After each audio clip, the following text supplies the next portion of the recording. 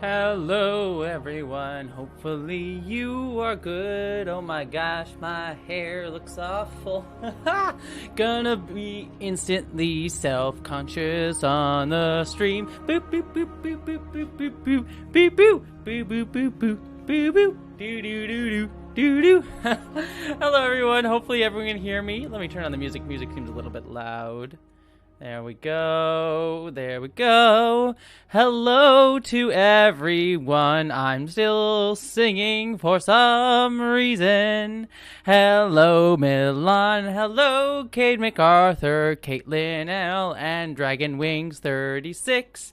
Katie and Seal 0626, and Gray and Mrs. Wicked Wolf, Gavin Robinson, Rachel Forrester, ASW Fangirl. Congratulations on your own gender confirmation 3 years ago.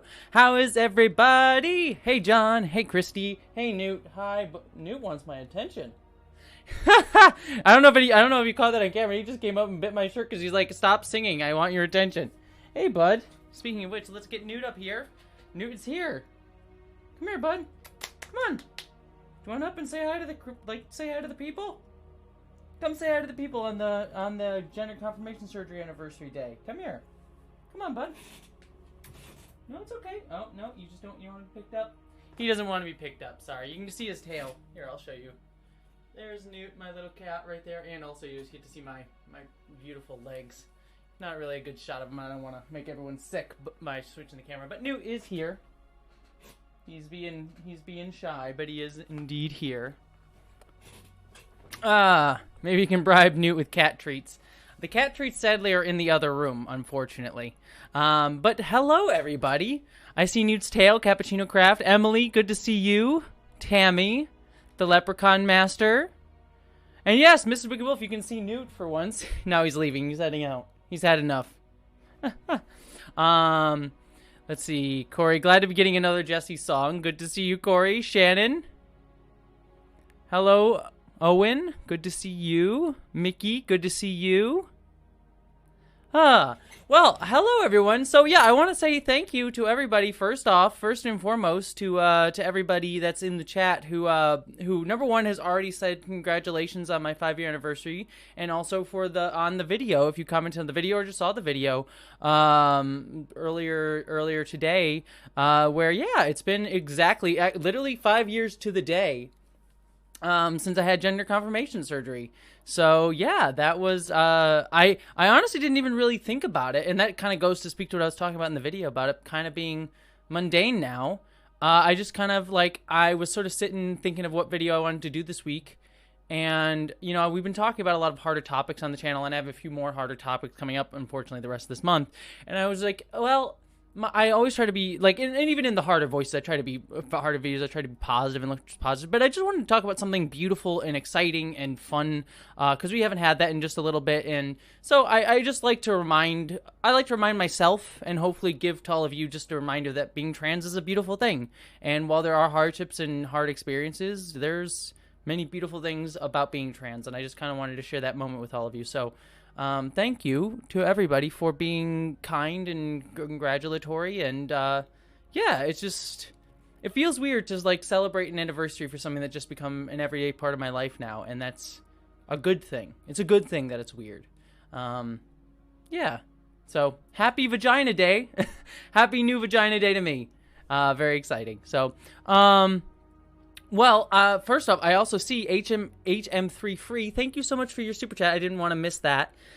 So for those of you who don't know, people who give super chats on the channel, and all of you all get a heart at the end of the stream. But people who give super chats get hearts, and obviously answers to their questions. But this heart is for you, HM3 Free. Thank you so much for the super chat, you beautiful human being. And you're all beautiful human beings, by the way. Love you and your channel. Really good stuff, and happy to be here. Well, HM3 Free, thank you. I'm happy you are here, too, and thank you for the super chat, and thank you for the kind words. The kind words are much, also the more appreciated thing. Monetary stuff helps, but honestly, the kind words is super nice, and I appreciate that. Let's see. I want to catch up on what the chat's been saying, but I just want to make sure I said some stuff. Corey is trying to murder me. Oh, no, Vale. Get him. I swear, I'm on your side, Vale. Corey has teased me too often lately, so I'm on your side, Vale, in that fight. Congrats on your vagina's anniversary. Thank you, Louis Man Gaming. Let's see. I posted a link in the comments about alternatives to penile inversion. I hope that was okay. I'm glad you made it this far, Jessie. Mickey, no, that's totally fine. I mean, like, I don't like calling it penile inversion because there's a whole thing. But, I mean, as I've talked about in the video, like, the path for me was getting gender confirmation surgery. That makes me happy, and that fulfills me, and it makes me feel comfortable in my own body. I feel happier and more comfortable in my own body because of that. But not every trans person's journey needs to go that way. And to be fair, the sort of idea around transitioning was always like, you need to get surgery to fully transition. And I'm glad we're finally having conversations now, but there is a spectrum, to overuse that word, a spectrum of experiences on the trans journey that can cause us to, you know, experience our own body in our own ways that make us comfortable, and sort of seeing what works for you. So while gender confirmation surgery is good for me and for many trans people and should be more accessible to more trans people, that is not everyone's journey. And I think it's okay to acknowledge that and talk about that and give people the chance to explore that. So I think that's wonderful. And CW, apologies if I say your name wrong, so I'm just going to spell it out because I am going to totally mispronounce this, but CWYNWYN. Thank you so much for your super chat. Heart for you. You are lovely and beautiful. Thank you so much. I don't know what to say, so have a smile. Well, thank you. Well, have a smile here, and you have a heart, and you have a wonderful soul as well. So I'll just say wonderful, kind things about you. Hopefully that is a fair exchange, I guess is the best word to say it. So Tara asks, may I ask why having a vagina was so important to you? It's actually a really good question. I mean, some of it's kind of personal. I mean, obviously, I don't want to get too nitty gritty about it, but I kind of touched upon it in the video. I mean, you can't talk about gender confirmation surgery really without some element of, like, obviously it's an adult conversation about, like, what makes you feel comfortable with your vagina. As I spoke about in the video, before I sort of came out and before I got the surgery, I obviously had a penis, and it just, for many trans people, they have a lot of dysphoria. I had dysphoria, but not really tied to my genitals. I had dysphoria in other ways, mostly social stuff and presentation-wise and gender expression, like clothes I got to wear and pronouns and things. So I did have some element of dysphoria. But when it came to my genitals, I had much less dysphoria and much more indifference. Like, it didn't necessarily cause me a lot of distress, which is what dysphoria is. It's like distress or like anxiety about your body, and causing harm, and like causing your mental health harm because of like different aspects of your body. And that I had that with social stuff. But when it came to my genitals, my penis, I was just so indifferent. I didn't care. And I am not someone who is asexual. Nothing against people who are asexual, but I am not an asexual person. And so it was really kind of frustrating to know that I wanted to explore my sexuality, to explore sex, but not really having any, like, I knowing that was a way that I wish to express myself and enjoy my life. I mean, sex is an important, healthy part of all of our lives. And then to know that, like, when I was going through puberty, when I was figuring that stuff out, it was just an aspect that I, like, couldn't connect with. It's like this disconnect between, like, this is an aspect of this is a feeling that I'm feeling about wanting to explore sexuality with a partner, and in my own life, but not being excited about the tool that I have to use that to explore that. Like, I'm trying to think of like a good metaphor here. I don't.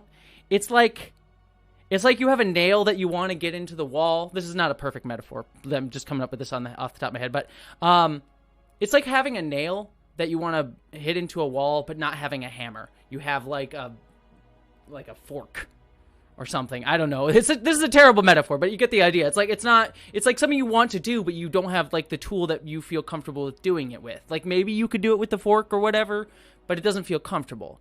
And so that was part of that. And then also, like, I don't want to just limit it to sex, because I don't know, like, genitals are part of our everyday lives.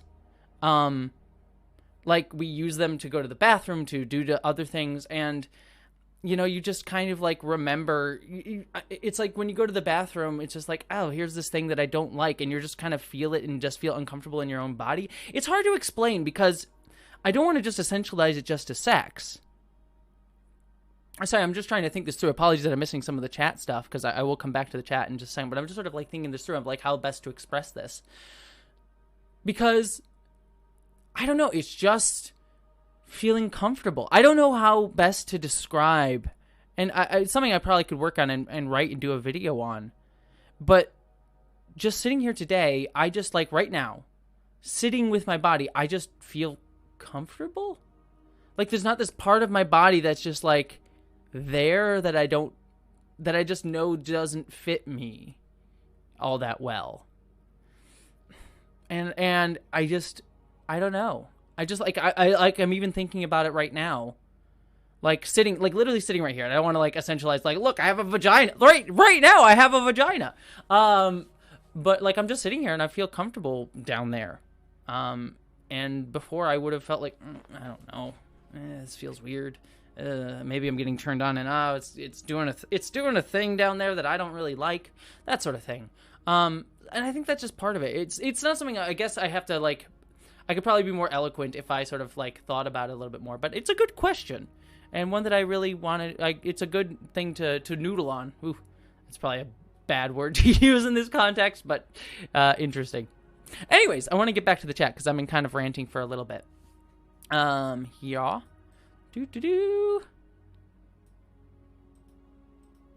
Let's see. What did I miss in the chat? Because a couple people said some interesting things. I caught some stuff, but I missed maybe a screwdriver seal. That's probably a better example that I could have used.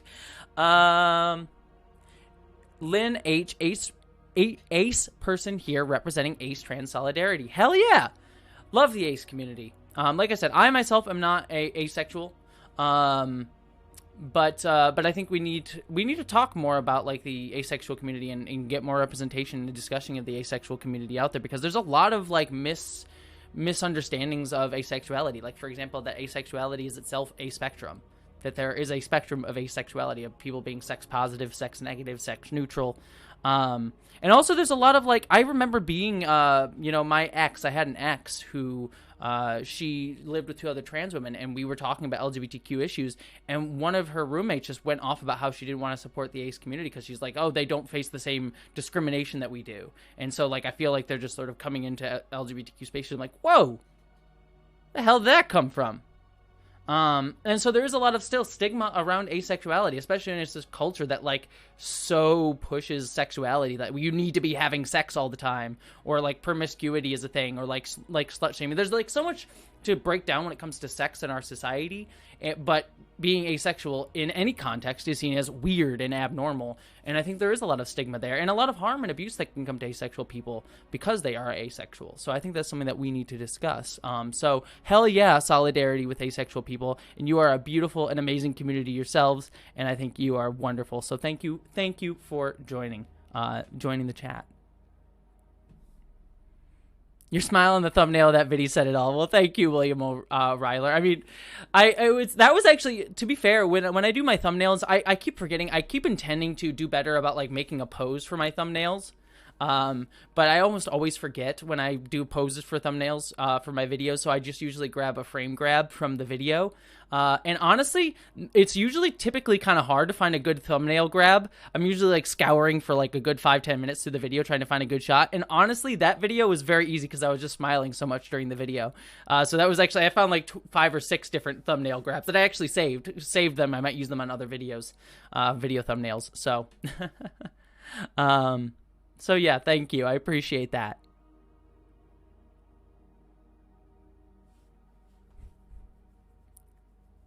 Let's see.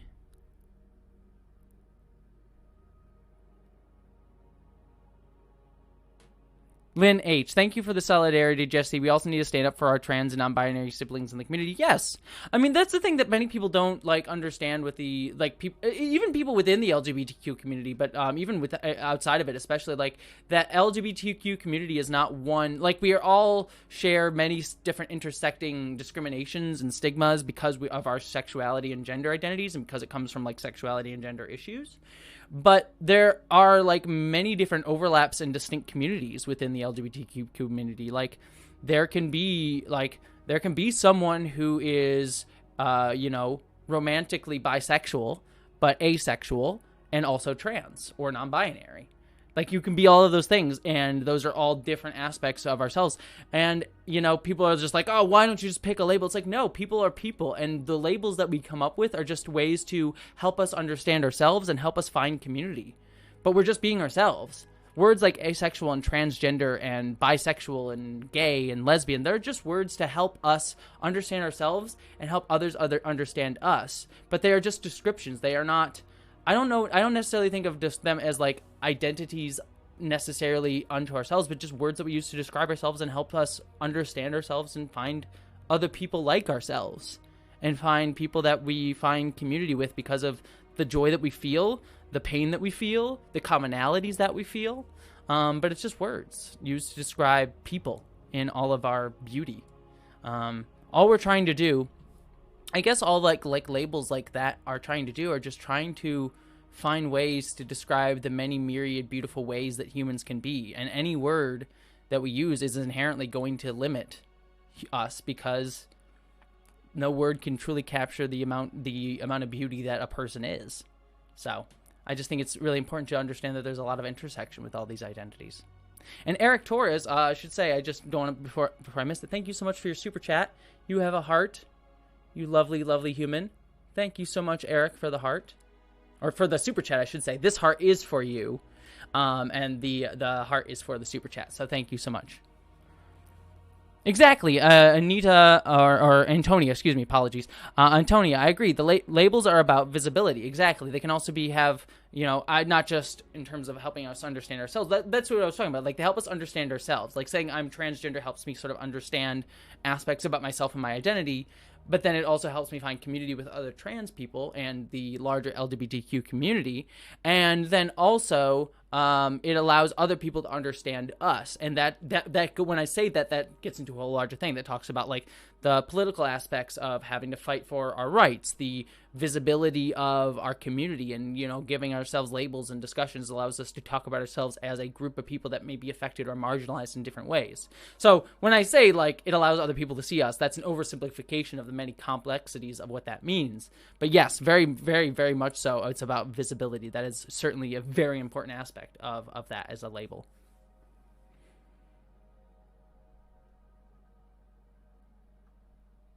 Oh yeah, Lisa. The culture war narrative is part of a larger effort to prevent class solidarity. Yes, it sounds like you're. It sounds like you're probably responding to something else, but yes, very much so.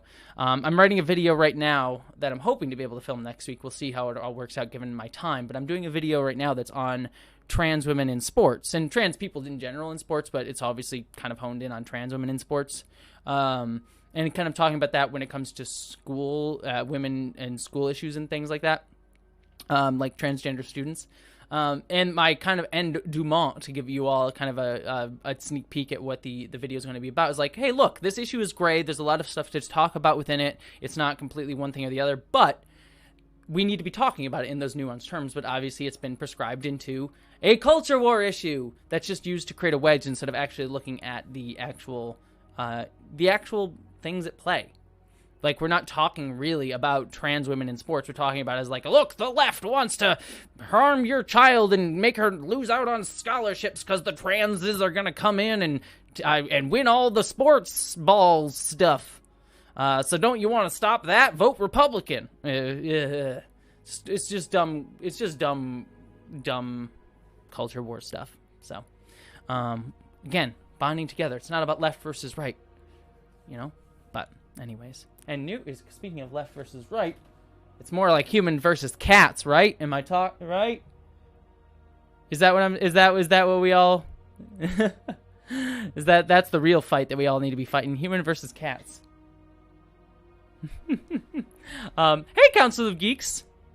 Heard you were on Twitch at the same time that I was playing games over on my channel last night and trying to fight me. Get the dukes up. Good to see you, Vera. I hope you're doing well. And also, by the way, Vera, congratulations on hitting 50K. I know I told you in person on the when we recorded the podcast a couple of days ago, but I want to say it publicly. Congratulations on 50K. Well deserved. If any of you aren't subscribed to Council of Geeks, by the way, in this chat, go and give Council of Geeks a subscribe because she is wonderful and amazing. And just hit 50K, so congrats to her. Yeah, the cats are winning. Hey, Newt, you want to come up here? Do you want to say hi to the people? Come here. Come here, bud. Let me see if I can get him to... Let's see if I can get Newt to come up. He's kind of hiding over on his little perch over here. Come on. Come on, buddy. Come here. Do you want to just hide over there, or you want to come on and be famous? Come and be famous. Really, the people are here for you, not for me. No one in the chat cares about me, Newt. They only care about you. They're only here for you. All right, he's just gonna stare there, looking at me. Oh, here he is. Let me move my thing. Come here, bud. Come here. Let's see if you can get up here. Look at him. There he is.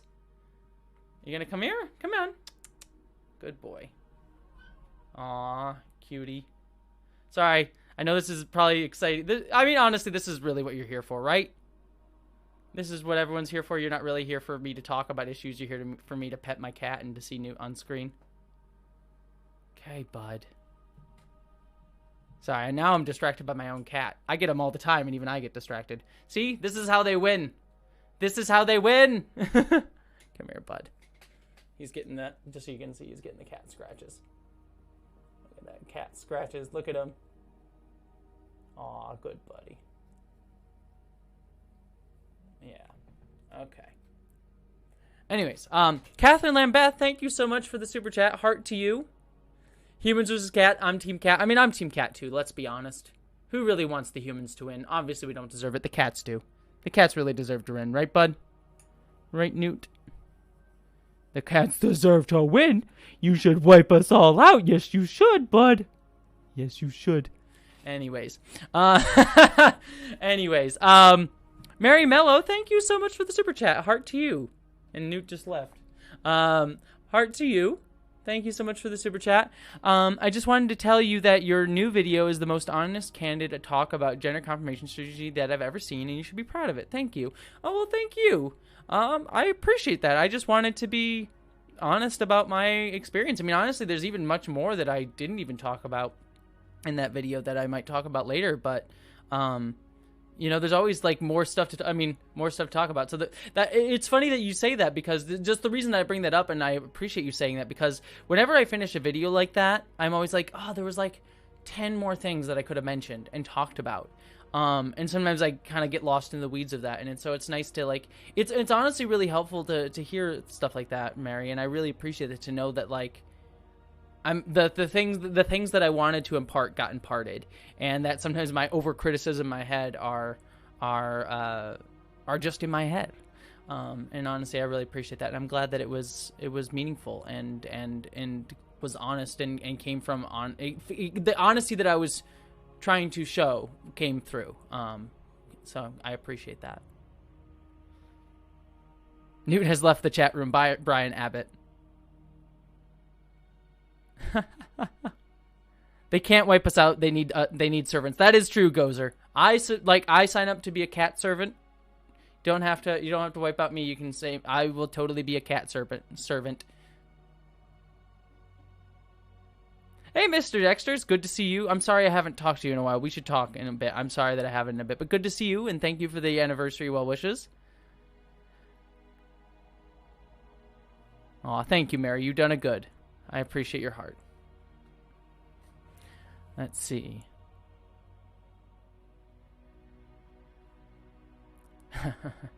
Okay, MacArthur, is Doomcock evil? No, that gets into a complicated territory, because there's some other stuff that possibly may be related to Doomcock that is a lot more to break down. But if we're talking about just the persona on YouTube, no, I don't necessarily think he is evil.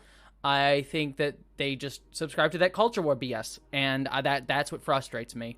That's what frustrates me more, is that voices like his and Nerdrotic and other people, like, I don't hate them. And again, there are other things that we can talk about specifically with Doomcock that might be related, but that's a whole other thing. But in terms of like talking about nerd crap, the problem that I just have with them is nothing to do with them as people. I always make clear whenever I criticize them that I'm not like attacking them as people, because I don't know them as people. I know them as internet personalities. And the issue that I have is that they perpetuate the silly culture war stuff, and it ruins honest criticism. Like, do I think Discovery or any of the Star Wars or any of these shows are perfect shows? No. I am critical of The Mandalorian. I am critical of Discovery. But I like them, and I think that we can have nuanced conversations about where they succeed or where they fail that goes beyond, the SJWs are putting their virtue signaling politics into my TV show. Or like, Kathleen Kennedy is ruining Star Wars, despite the fact that Kathleen Kennedy probably made half of my childhood, considering she was one of the biggest producers in Hollywood. But no, let's hate her anyways, because she's ruining the Star Wars. It's just like, loses any nuance in the conversation. And honestly, I just, like, whatever. I'm not, it's whatever. That conversation is what it is. But I just, like, it's boring and dull and repetitive, and I want to have deeper conversations than that.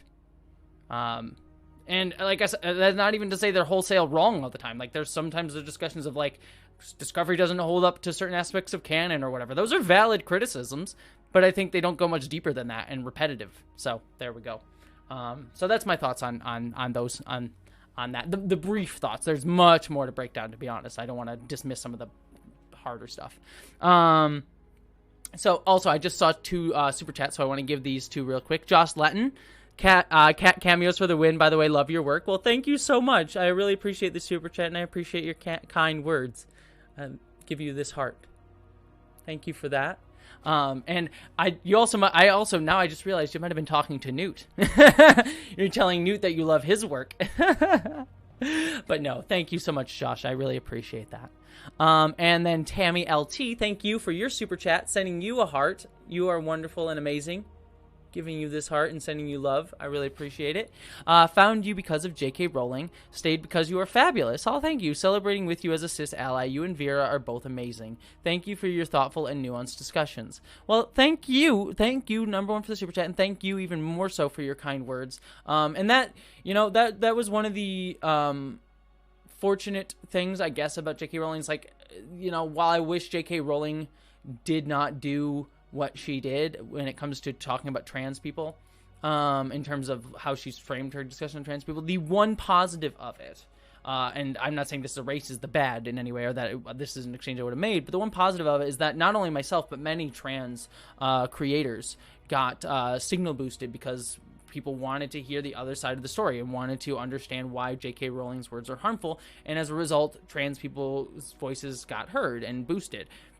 Hopefully that helps and that continues to increase the visibility of trans people and trans issues, not just for myself, but for all trans people, like you say, Vera, who is amazing.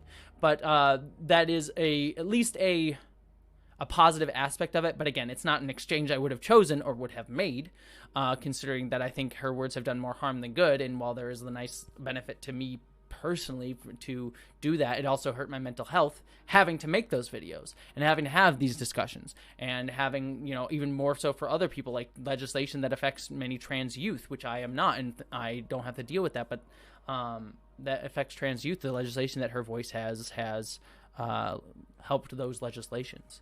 So it's one of those difficult exchanges, unfortunately. But anyways, that was a side tangent. I want to focus on your thoughtful kind words. Thank you for being so wonderful, and thank you for your kind words, and thank you for enjoying my videos. I really appreciate it. Your cat does great work, Miss Wicked Wolf. I agree. Let's see. Geeks enjoyed Nerdrotica handwave. I like the name. There you go, Sandman Story. What are we talking about, Sandman Story? And actually, let's see, what are we talking about? I heard Sandman, and now I'm just thinking about Neil Gaiman, where I'm trying to catch back up on that conversation.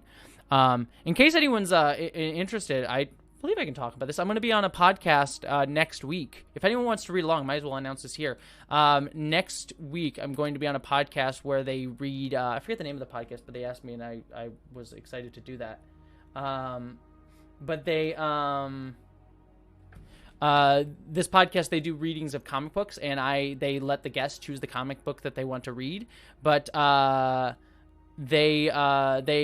comic book that I chose to read A Game of You, but from the Sandman book series by Neil Gaiman, one of my personal favorite comic book series, because that's it was like written in the 90s, I believe. I need to look at the publication date, but I believe Sandman was written in the 90s, and it touches upon a lot of the issues that we're still dealing with today. Neil Gaiman was fairly prescient in that. He talked about trans women, and he talked about gender critical feminists and TERFs, what essentially are TERFs, even though they weren't known as TERFs at the time, in that comic. And I think it was really, really good. There's some mistakes in it too, so I'm looking forward to analyzing that comic on that podcast, because it'll be a good discussion of where that comic was very forward thinking and where it failed, because it was written by a cis ally who I adore. I like Neil Gaiman, one of my biggest inspirations, one of my favorite creators of all time. And he got a lot of things right, but he got a few things wrong. And also some of it also was only wrong in the context of the time. But it was better. It was better then, but not necessarily as well understood then. And we've sort of developed. So it's a interesting conversation. So I'm really excited to talk about A Game of You. So if anyone wants to read along with me, I'll share the podcast on the community tab once it's done. Once we record. But I am very much looking forward to that conversation. It should be a lot of fun. So read A Game of You if anyone's interested. And yeah, Neil Gaiman is one of my by the way, I seeing a lot of Neil Gaiman love in the chat. Neil Gaiman is amazing. Easily one of my favorite creators. I mean, you all know that I'm a big horror fan. I like sort of the dark horror fantasy sort of stuff, and Neil Gaiman just gets that so spot on. Like the niche that Neil Gaiman fits into is like my niche spot on. The only thing I would even say about Neil Gaiman is I almost wish he was scarier. There's a few things that Neil Gaiman does that are absolutely terrifying, but I honestly could go even. I wish he could go even darker. I like darker stuff. So, yeah, we're doing the whole. I think it's the whole 6-issue series, Vera. We're doing the whole 6 series of A Game of You. So,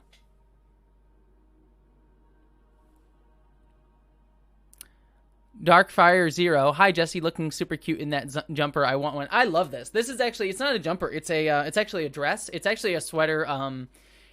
Excuse me, it's a pajama sweater dress. It's actually I'm wearing pajamas. One of the benefits of our current situation in the world is I get to wear pajamas all day. So I've been wearing this, and it's just a nice pajama sweater dress, and it's uber comfy. One of the comfiest things that I own. And honestly, might just make it, like, when we can leave the pandemic, might just make it a full, like, this is just a regular dress. Don't tell anyone it's pajamas, because it's too comfy for it not to be an everyday thing. It is wonderful. Tara, okay, have to start driving now. Well, thank you for joining us. Thank you for joining us. Mary Mello, I've read Good Omens. I need to read more. I love Graveyard Book is really great. Sandman is obviously my favorite Neil Gaiman thing, period. The entire Sandman series is probably my favorite Neil Gaiman series to read. House at the End of the Lane is also very good. I mean, just read everything of his. One thing you all know, too, I'm a huge audio drama fan. So if you're looking for audio drama recommendations, there's a lot of good adaptations of Neil Gaiman's work through audio dramas. There's a Neverwhere one, a Good Omens one that are both really good that I think the BBC put out. But the one that is the best one, in my opinion, I really, really loved the Audible's Sandman adaptation, and they're doing seasons 2. They're doing the whole run, but basically the Audible is has done an adaptation of Sandman where every issue of Sandman they are adapting into an audio drama, and they're so good. They are so good. I would super recommend them. They got some really good actors in there too. The actress who played Darcy, for example, on WandaVision, she plays Death, and I think she does like a great job. So those that series that series is being done on Audible, and they're continuing with the entire run of Sandman that I'm very excited for. And hey, Triangulum Audio Studios, good to see you, Tri. Hope you're doing well. Good to see you. I appreciate your pronunciation of niche. Thanks, Seal. BJ Rose and Neil was very supportive of me as a baby writer. Oh, that's amazing. That's so cool. I like sweater dresses. I have one in silver gray. Nice, Eastland Burkholder.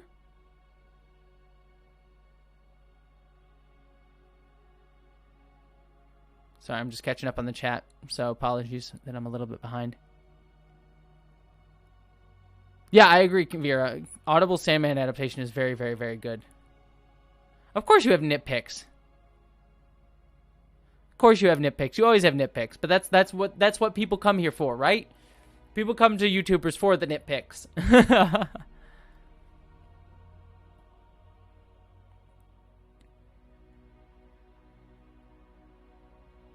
I never played roller derby, just the type of dress apparently is called roller derby dress. Oh, I like that. One of my exes, who I still adore and love, she was big into roller derby.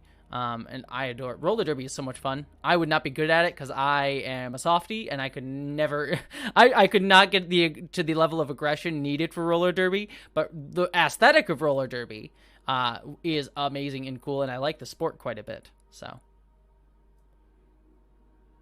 And also, it's kind of hot. Let's be honest. It was not uncoincidental that my ex was into roller derby, and also why one of my favorite superheroes is Harley Quinn. Not to limit to her just her hotness, because she's also very smart and intelligent. But Harley Quinn does roller derby, so there we go.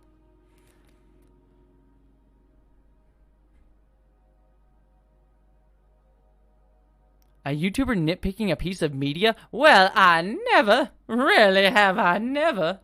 Oh, my. You come in here with your pics of nit onto my channel? Starfleet Boy, good to see you. Sorry I missed it. I thought I saw you come in, but I missed you saying hi earlier because I was in the middle of a rant. But thank you for the cap shield. That's gonna be getting some use in a couple weeks with Falcon and the Winter Soldier. I can tell you that. So I am very pumped for that show, and I love that shield. That shield is absolutely wonderful. If the camera wasn't angled at a weird angle where you'd like see up my dress if I backed up, I would go grab it to show everybody. But I do not wish to do that on a stream because of the angle of this camera is a bit weird. Aw, thank you, Miss Wicked Wolf. I love the way you chuckle. Well, thank you. I do declare.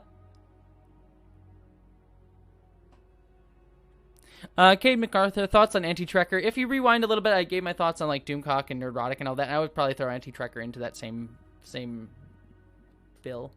Like I said, nothing against him as a person. I think some of his content choices are not the content choices that I would make, and I disagree with, or even just take issue with the repetitiveness of it. But nothing against him as a person, specifically. I haven't done the research to be able to say anything specifically about him. So I don't want to start any sort of war on anybody. I have no hate towards anyone, really, honestly. Hate is not an emotion that I hold on to very well.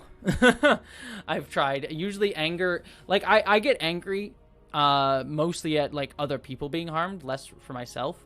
But even then, I just so rarely, I just can't. Hate just is like an emotion or feeling that I just don't hold on to. I might feel it in a moment, but I can never hold it. Which is probably, I mean, it's something that I like about myself. There's maybe hate is not the right way to put it, but there are some times where like I wish I would be a bit harder on certain people than I probably should, but it's just who I am, and I accept that. So there it is.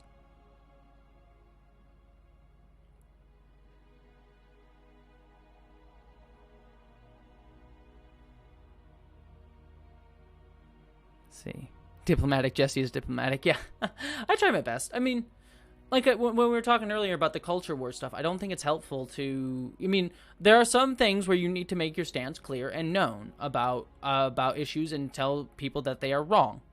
But I also feel that leaning into this idea of like this person's awful and I hate them and they're terrible, and feeding into that culture where of like, yeah, this side is right and this side is wrong and the right, they're like. That ends up not being helpful and just feeds the machine of letting the people who incite that culture war benefit from that culture war, you know?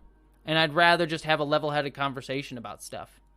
I'd rather talk about like why something is complicated and nuanced, and that does not make the easiest headlines, but it's the conversation we need to have.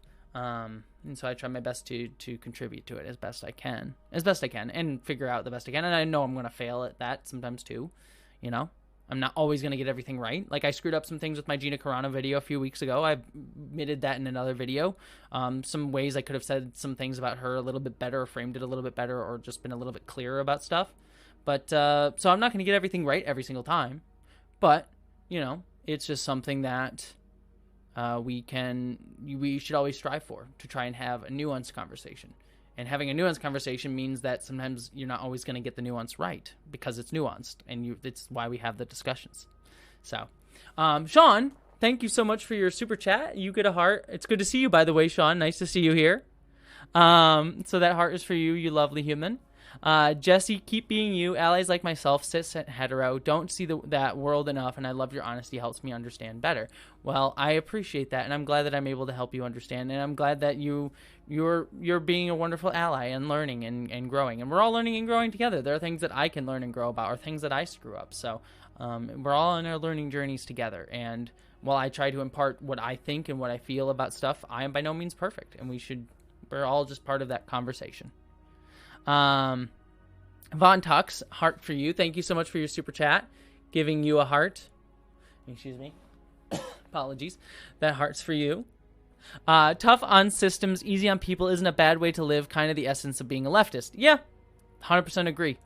Tough on systems, easy on people is a definitely a good rule of thumb. I think there are some times where we can be harder on specific people, especially people who have proven time and time again to have had ample chances to hear the point and not get it across, or when their harm is just so dramatically insane that you have to be hard on them. But as a general rule, I would definitely agree with that. Tough on systems, easy on people. I would definitely agree. I really need a preach emote on Jesse's channel. Thanks, Try. Thanks, Try. What? You have made mistakes? That's it. I'm leaving. Council of Geeks. Yes, I know. I must be perfect in every way. I mean, I am. Let's be honest. No, of course not. Stay away from Pepe Le Pew. Oh boy, Pepe Le Pew. Another culture war thing. I mean that's all of that. Pepe Le Pew, the Dr. Seuss, the freaking Potato Head, like all that's just dumb culture war stuff.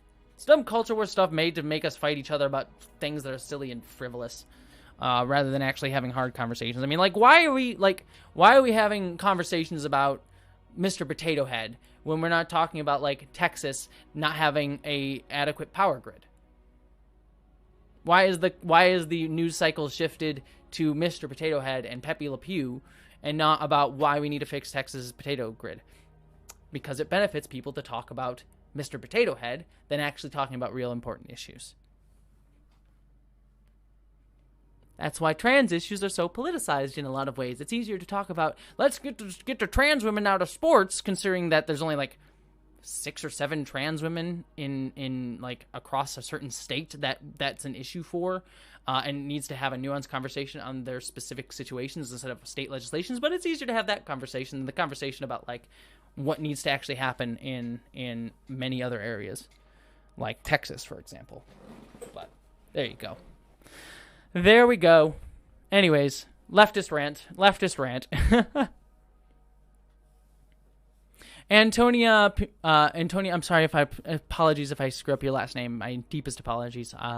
Pinerio? Apologies, I probably screwed that up. But Antonia, good to see you. As a fellow autistic trans woman, I am so appreciative that you use your channel to discuss all of these issues. Well, thank you. I appreciate that, and I thank you for supporting me in those issues. So I really do appreciate it. Let's see.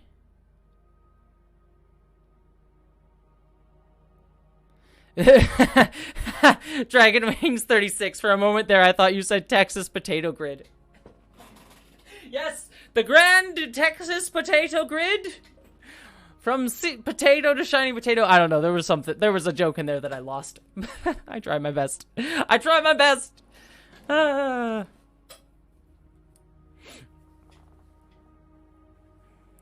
Let's see.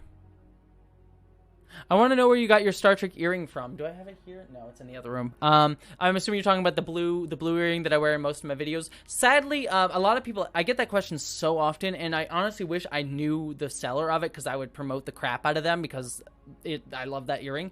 But unfortunately, I got that earring at a con like 2 or 3 years ago at Emerald Con in Seattle.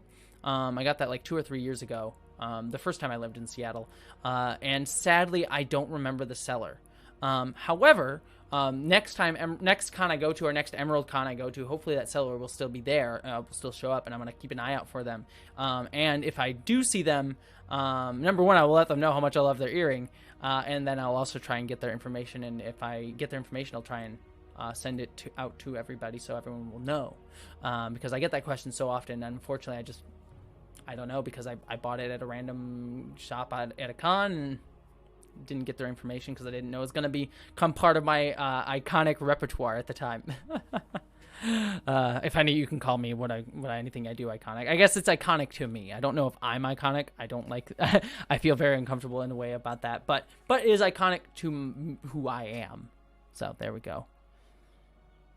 Ugh, I don't like the word iconic in description of me. Ugh, no. Corey, Jessie did say potato grid. You know what? You know what? I'm doubling down. I said I meant potato grid all along. That's what I meant. The text is potato grid. I'm doubling down on it. I am perfect. I don't make any mistakes. I definitely said potato grid, and I meant potato grid. I'm talking about all the potatoes in Texas.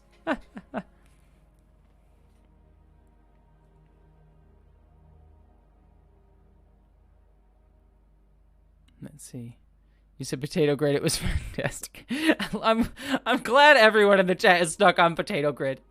Yeah, I agree. Seal0626. Yeah, being iconic as a pedestal, and yeah, you shouldn't put me on a pedestal. We shouldn't put anyone on a pedestal necessarily.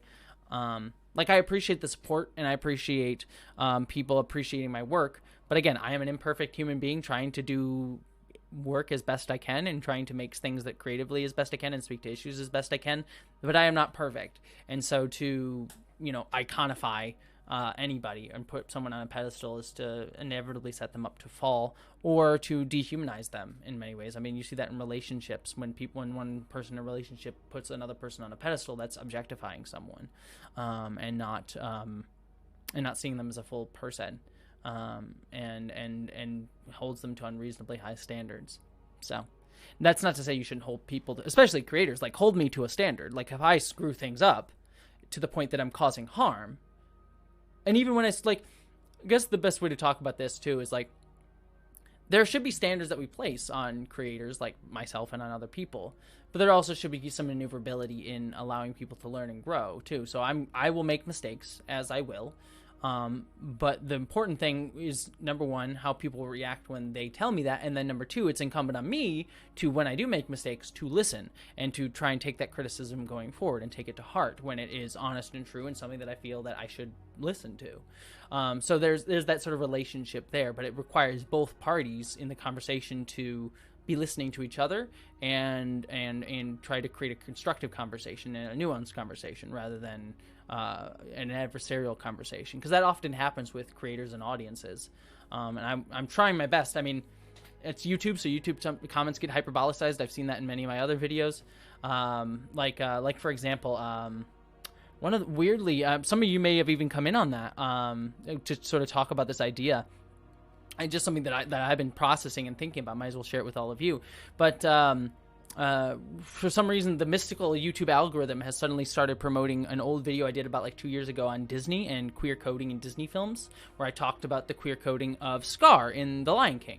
And that video is like suddenly taken off and got like 30,000 more views in the last week or so, which is great. The algorithm works in mysterious ways, but in that video, I started getting a lot of comments from people that were saying like, Scar's not gay. How dare you say Scar is gay? And you're talking about all the stereotypes of gay people and like, oh, Scar being effeminate means that he's gay. And, I see a bunch of those comments, and So hearing those comments, what that says to me is a few things, right? There's a few like conversations to be had in that video. Number one, maybe I wasn't clear enough in that video. Maybe I didn't make, because the issue at hand, what I should make clear here, so you guys have full context of the discussion. You know, I'm not saying that Scar is textually gay within The Lion King. I'm not saying that he is definitely gay. What I am saying is that, and I'm not also saying that gay people have to be stereotyped in this way. What I am saying is that, based out of the Hays Code, because this code that was created in Hollywood, where gay people had to be couldn't be canonically gay, and if there were gay characters, they had to be punished and be coded as villains. So it kind of became that gay people became villains, and to show gay people, to like highlight that a character was gay, you use stereotypes to show that, because you couldn't say that gay people were gay, and even when you did have a character that was coded as gay, they had to be labeled as villains. So that moved that up to the Disney era, the Disney Renaissance era, and that code, while it has gone away, the sort of remnants and writing shorthands have stuck around to today. That showing villains with using gay stereotypes to highlight a villainous character as a villain is based out of the Hays Code. It is a problem, but it also led to a lot of gay people identifying with themselves as the villain. In identifying with those villainous characters in that movie, and in that show. So there's a complicated relationship. Like, yes, the depiction is harmful. Yes, the stereotype is harmful. Yes, gay people can be more than just the effeminate character.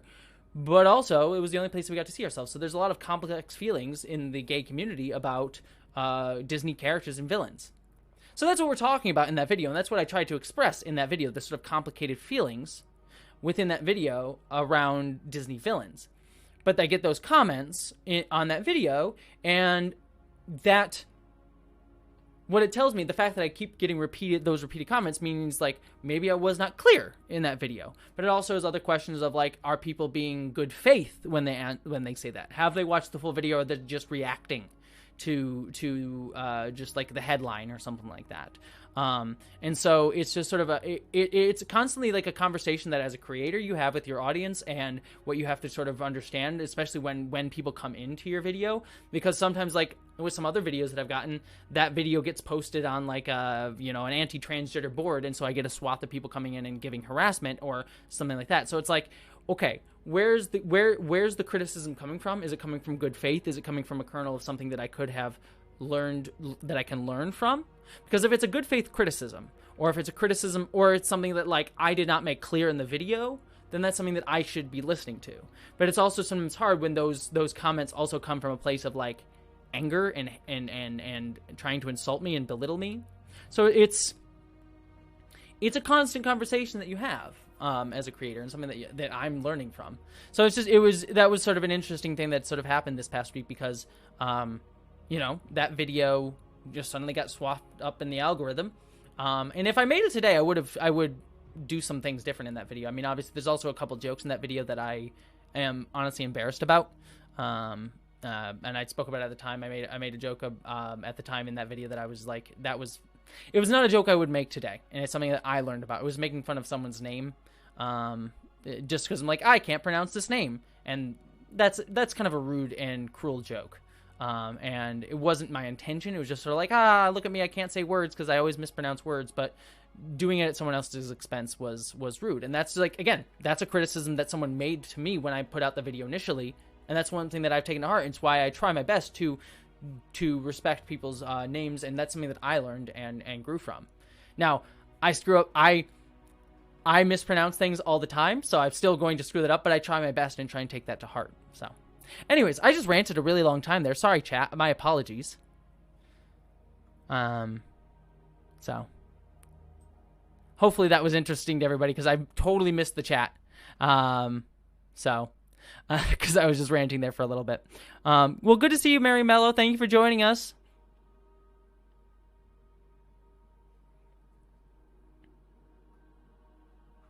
Did I miss? I just want to make sure I didn't miss any super chats.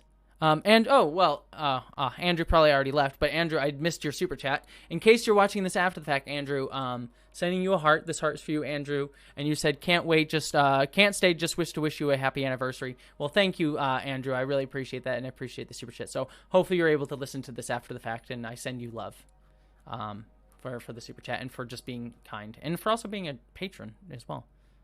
And a lot of you are patrons in the chat too, so thank you to all of you for being patrons. The chat was missing you. Sorry, Luke. I am sorry. Sometimes I get in the rants and I miss the chat, so I do apologize. Kind of was processing stuff as I was saying it, so.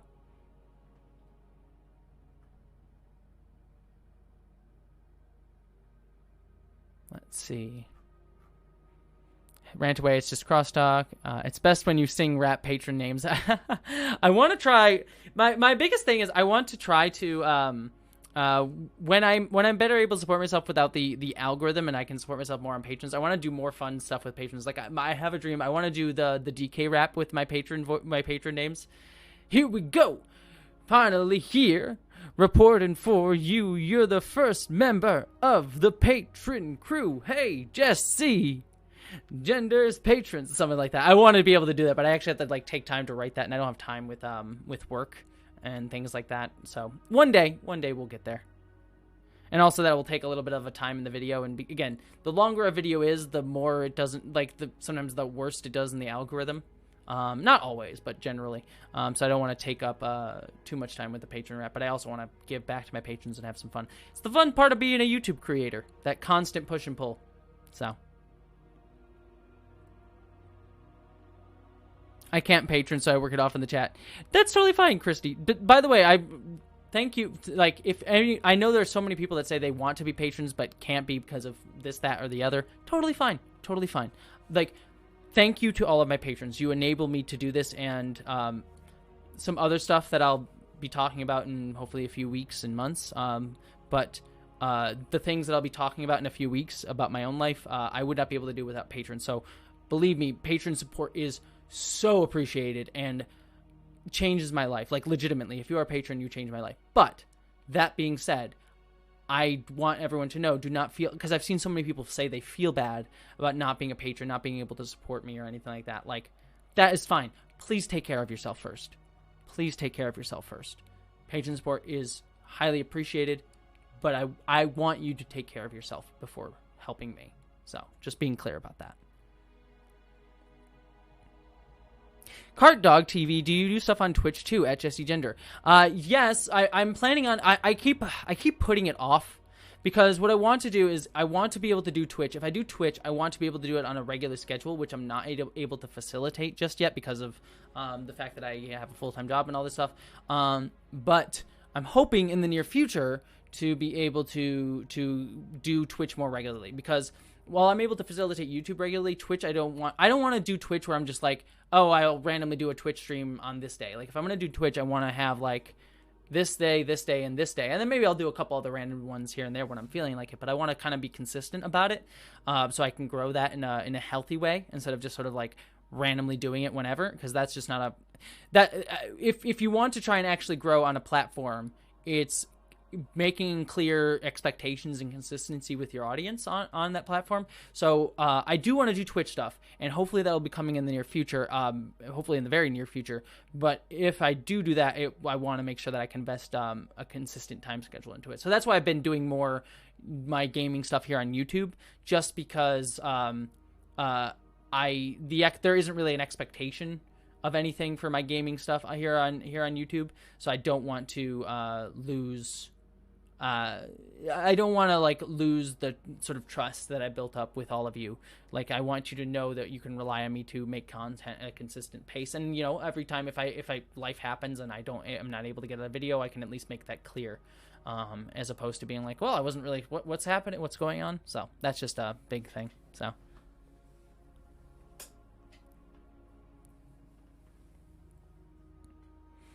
Goes to the Gozerian. Oh, sorry, I missed 2 super chats. Apologies. Amar, thank you so much for the super chat. Sending you a heart.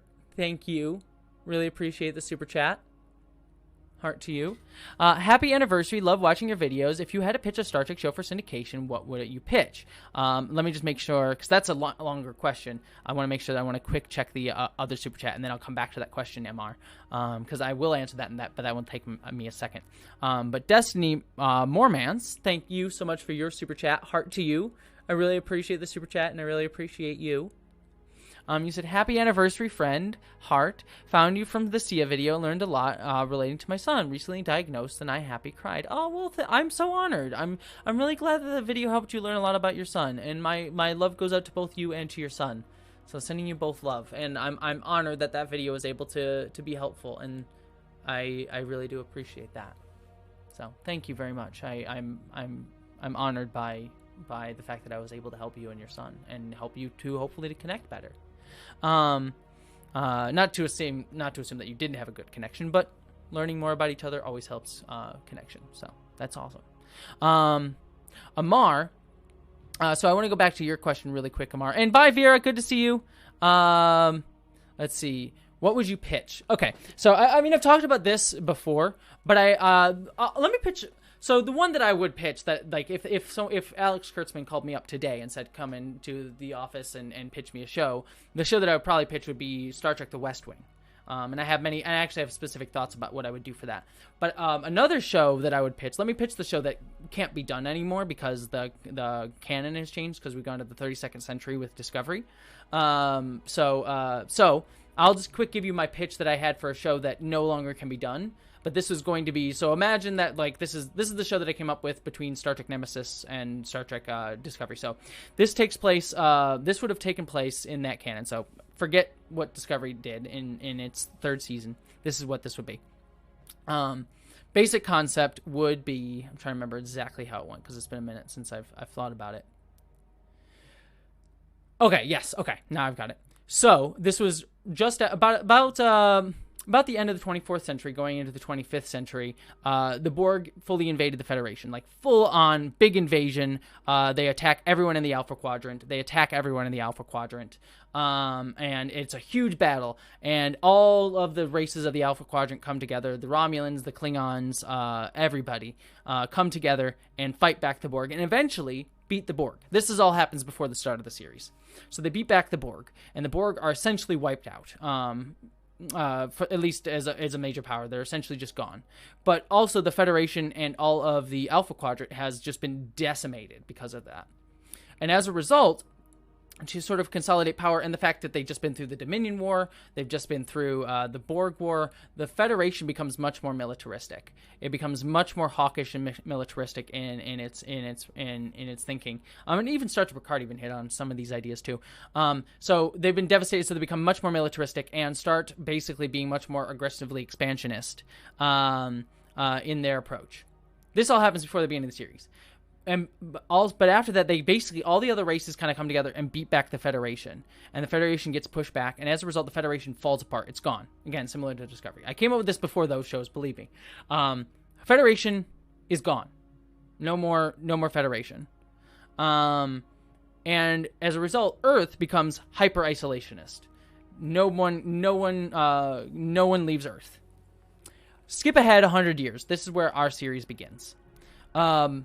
This is where our show begins after all of that. So that's all stuff in the background. Story begins, we have a young child. She is half Andorian, half human. She, as a young kid, this is the opening of the series, she talks about how, like, when she remembers her grandfather remembering the bright days of the Federation and thinking about the space being the final frontier. And as a young half Andorian, half human living on Earth, she always looked up at the stars and wondered about wanting to go out into space. And she was always inspired by space. She always wanted to see what was out there. But obviously she can't, because Earth has become isolationist and Starfleet and the Federation no longer exist. But she remembers these glory days of the Federation. But she's also picked on. Because she is biracial, because she's half Andorian, half human. So a lot of her fellow kids tease her and make fun of her, and that's where our series begins. You see that sort of scene where her looking up into the stars. That's the first scene of the series.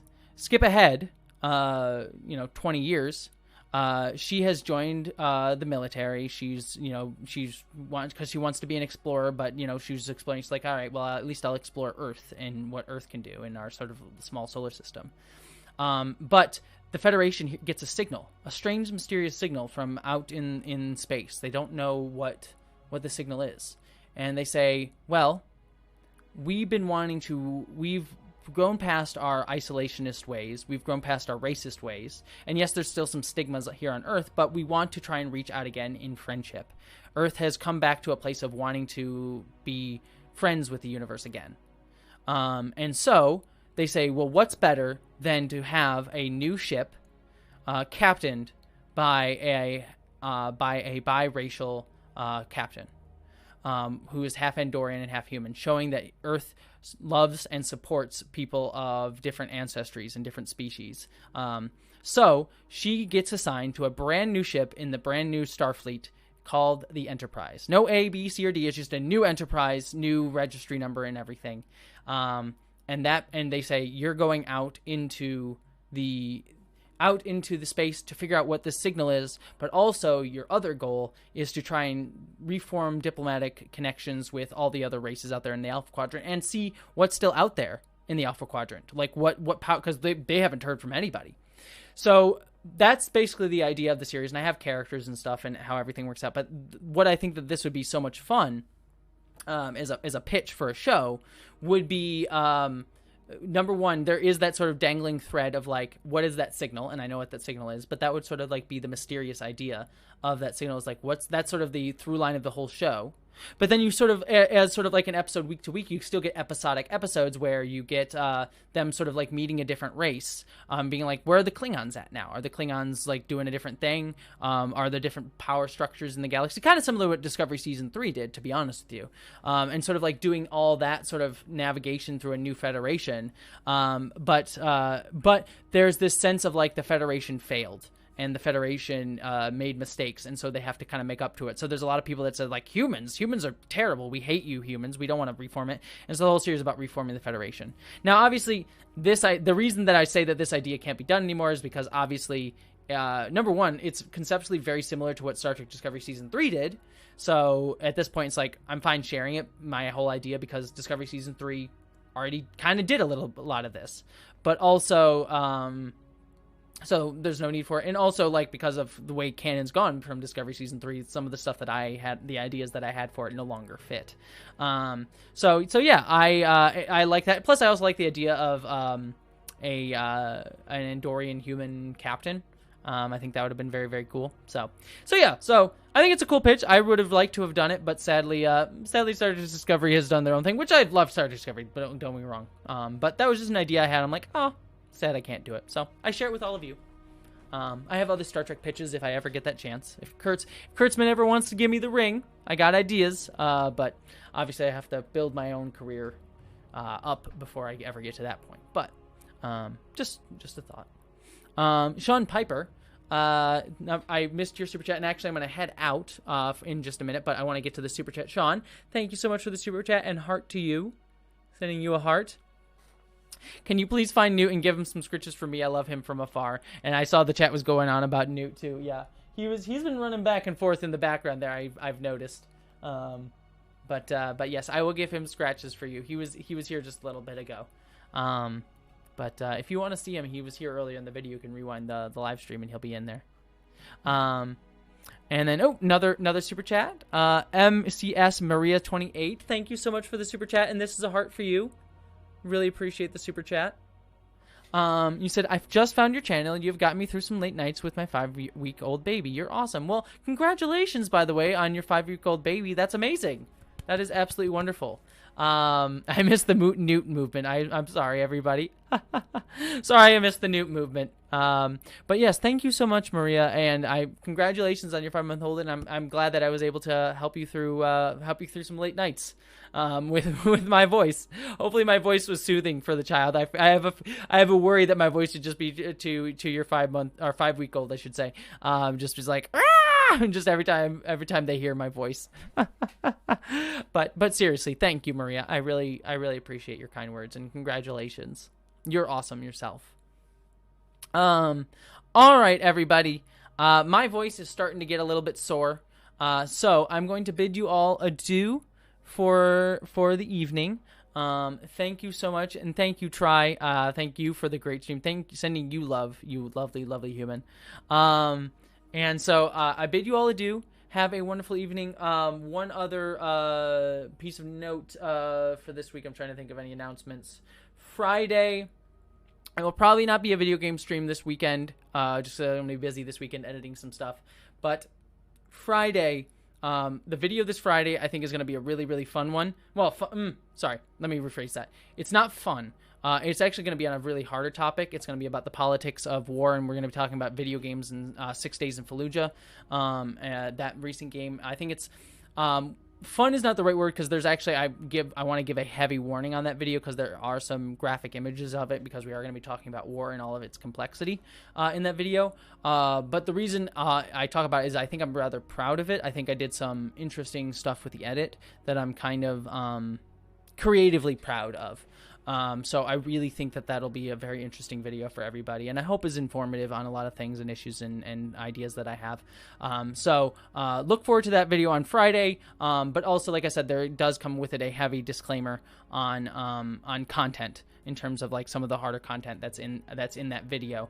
So obviously, if you can't watch the video, if it's going to be something that'll be triggering or harmful to you, obviously I totally understand. No worries there.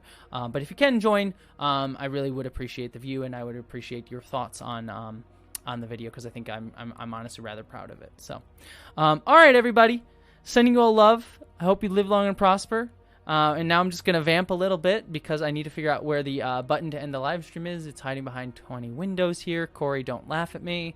I'm calling you out, Corey. All right, there's the button to end the stream. So now that I've gotten that set up, you are all lovely. I hope you all live long and prosper.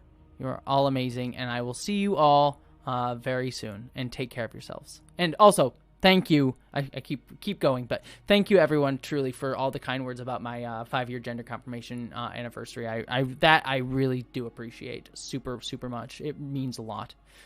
So thank you. So, all right. Now I will bid you all good night.